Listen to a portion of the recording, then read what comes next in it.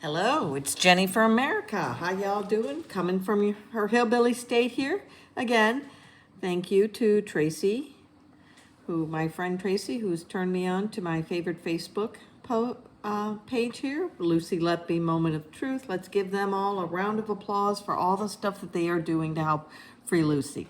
I'm going to go over something very important with you. Back in 2012, there was, I think at least 4 babies, maybe more, died in Northern Ireland due to Pseudomonas outbreak.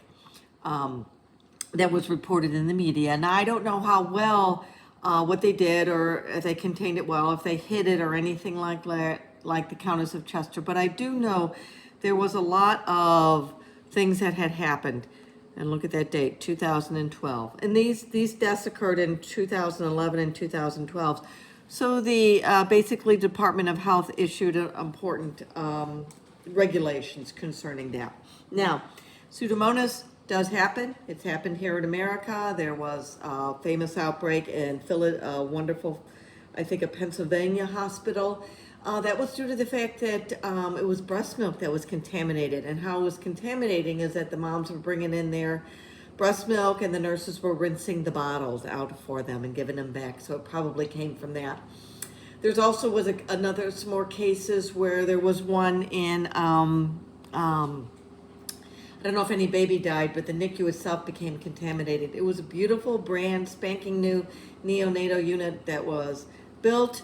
It was probably about 4 weeks between the finishing of the neonatal unit and its opening, so the water wasn't actually being flushed, and it was enough to let Pseudomonas colonize in its tap. So it happens even under the best of circumstances. So let's look at this. Basically, the guidance followed documented neonatal outbreaks links to water outlets. Okay, here's that guidance right here. So here is the number of that guidance right here. You need to do your own thing. So we do know in 2015 and 16, tap from the neonatal sinks in the NICU was contaminated with Pseudomonas. Now, again, it's recognized that the biological transmission pathways, the sinks in the water. I'll let you do some reading here. Again, here's the reference right here. Here's the year for that. Now, they were all well aware of this. So, that directive established a water safety group, responsible person who was the water, risk-based outlet monitoring, enhanced oversight in augmented care areas, addendum addressing Pseudomonas risk, specifically neonatal units were explicitly prioritized due to vulnerabilities. Now, we all know neonates are a high risk population. It's due to that. They have premature immune systems. Their skin is beyond paper thin. They just don't have that extra barrier that we do as adults. Another risk, look at here. This is that umbilical line, which they often have to put in during an emergency situation. That is what? The umbilical cord is close to the diapers. And basically, it only takes just a little bit of bacteria to have a problem with these little tiny babies. Now, what do we know about Pseudomonas? It is gram-negative. That is scary in itself. Anytime you hear the words gram-negative and bacteria, that means that bacteria's got a little extra coating on it to protect it. In addition, Pseudomonas produces a biofilm. It encourages other pathogens like Serratia that I explained in an earlier video, and also that S. multifida that we know that Shuley pointed out. So they all like to play in that system, and they all themselves do a biofilm, and they actually don't hurt each other. They encourage each other's growth. Now, we know that all this can cause septicemia, pneumonia, and invasive infection. Look at that date on that, 2014. Now, what was going on with these babies? What would the nurses do when they were changing their little nappies? They had to take water, soak a cotton wool with the water from the tap. So basically, they were wiping the babies with, let's just face it, hospital sewage. They were cleaning the poo off the babies with hospital sewage and Pseudomonas and all the other nasty germs. So no wonder that happens. Now, why is this a problem? The perineal skin, obviously you got a lot of mucosa down there. Also, you can have things called microabrasions, stuff that you wouldn't see under unless you were looking at the skin under a microscope. And then and then you're cleaning, of course, you're getting all those little reddened areas. And of course, those lines are near those nappies. So, what do we know? Pseudomonas, we know direct contact with colonized water. It can also go for contaminated hands. Plus, those sinks weren't splash protected, meaning you want to have sinks in hospitals that are a certain depth and also prevent splashing of water. What happens when you splash water? You're just going to spread that Pseudomonas out there. Again, biofilm shedding from aerators. Again, biofilm could have very easily, and all those other awful pathogens that I described got into the ventilation system. Of course it did.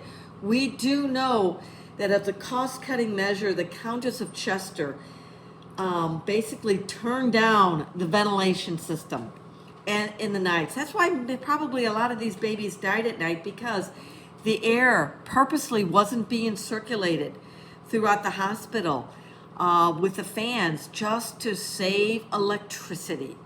I guess no one in the hospital told the executives or the bean counters that patients are there 24/7.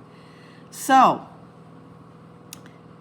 again, what do we know about all the water system? Gravity-fed storage tanks? No.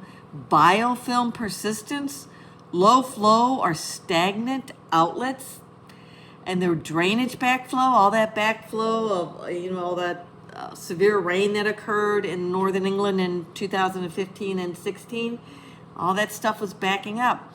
And then the sink splash design flaws. And again, I don't even know, did they even bother putting in the sinks where you wouldn't use a hand to, there wouldn't be a hand control, there would be like a foot control just to turn on that water? I don't know. Now, that building is due for demolition, of course. So, was Water Safety Group active prior to mandatory reporting? No, the Chester Hospital appeared to have ignored the advice. They did not comply with the recommendations. They did not acknowledge this guidance until 2016, as per their own reports. Once reporting expanded to wider hospital services nationally, and reporting was mandated by NHS. After a rise in healthcare-associated infections, did Chester implement the recommendation specifically prioritized for the NICU environments in 2012 and 13?